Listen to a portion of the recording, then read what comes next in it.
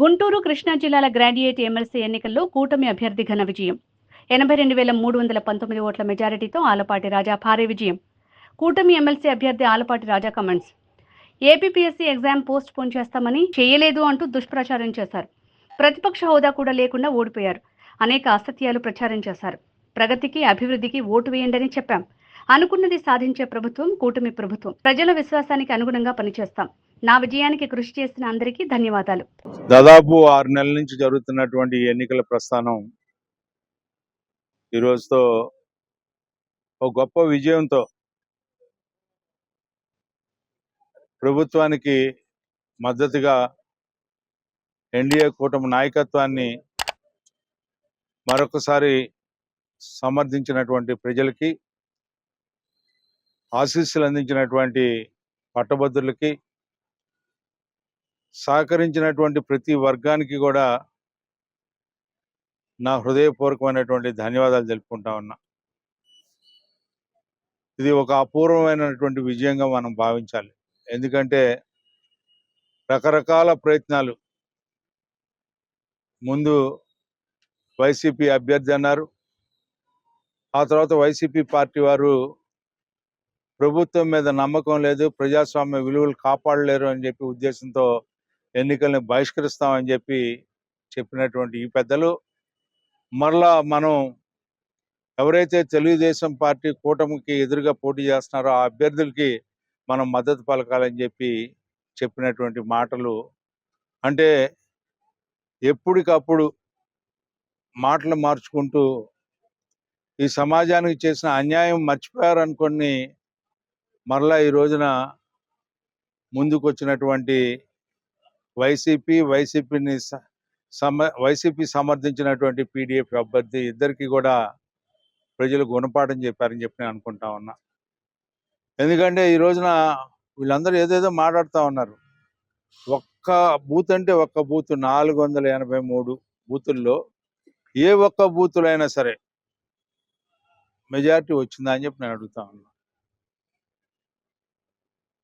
అసత్య ఆరోపణలు చేసుకుంటూ, ఎదుటివాడి మీద బురద చల్లటమే ధ్యేయంగా పెట్టుకుంటూ, ఆడలేక మధ్యలో ఓడు అన్నట్టుగా ఆ రకమైన విధానంతో ఈ రోజున మీరు రాజకీయాల్లో కొనసాగాలనుకుంటే ఇప్పటికే చరిత్ర చాలా చెప్తా ఉంది ఎందుకు దూరం అవుతున్నారో ప్రజలకని.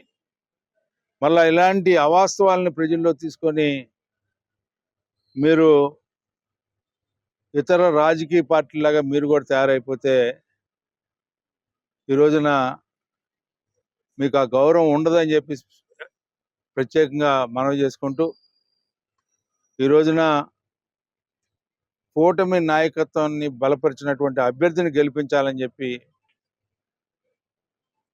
ప్రతి ఒక్కరు కూడా భావించబట్టే ఈ రోజున 2,41,000 పట్టభద్రులు ఓటర్లుగా నమోదైతే వారు ఓటు వేస్తే దాదాపు 3,46,000 ఓటర్లుగా నమోదైతే 2,41,000 మంది ఓటరు హక్కు వినియోగించుకున్నారు. దీంట్లో 1,45,057 ఓట్లు నాకు రావటం జరిగింది. ఇది కాకుండా 26,670 ఇన్వాలిడ్ అయినాయి. కేవలం నాకు వచ్చిన మెజారిటీ కంటే తక్కువ ఓట్లు వచ్చినటువంటి వ్యక్తి పీడీఎఫ్ అభ్యర్థి. వీళ్ళందరూ చాలా గొప్పగా మాట్లాడారు, నిన్నటిదాకా సవాళ్ళు విసిరారు. ఈరోజు ఆ సవాళ్ళు ఎక్కడికి పోయినాయో నాకైతే తెలియదు, కానీ ఈ రోజున ప్రజలు ఇచ్చినటువంటి తీర్పుని ఇది గొప్ప తీర్పుగా నేను భావిస్తూ, ఈ తీర్పుని రావటానికి కృషి చేసినటువంటి కార్యకర్తలకి, అదేవిధంగా శాసనసభ్యులకి, శాసన మండలి సభ్యులకి, మంత్రులకి, ఇన్ఛార్జి మంత్రులకి, పార్లమెంటు అధ్యక్షులకి, పార్లమెంటు సభ్యులకి, అదేవిధంగా కూటమి నాయకత్వానికి నన్ను బలపరిచినటువంటి పెద్దలు చంద్రబాబు నాయుడు గారికి, పవన్ కళ్యాణ్ గారికి, పురంధేశ్వరి గారికి, మరి ముఖ్యంగా లోకేష్ గారికి.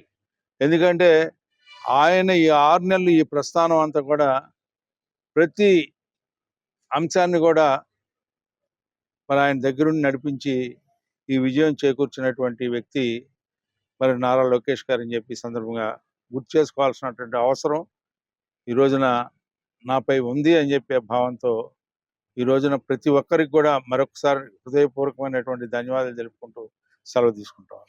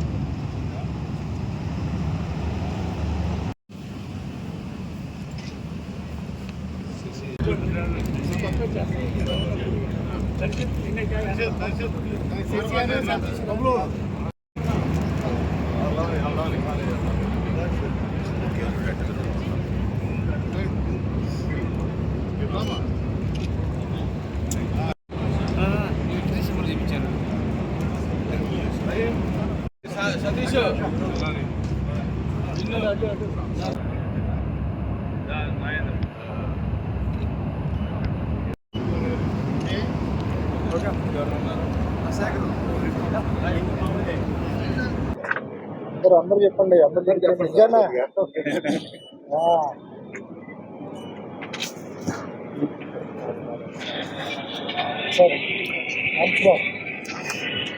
Okay, it's a great victory.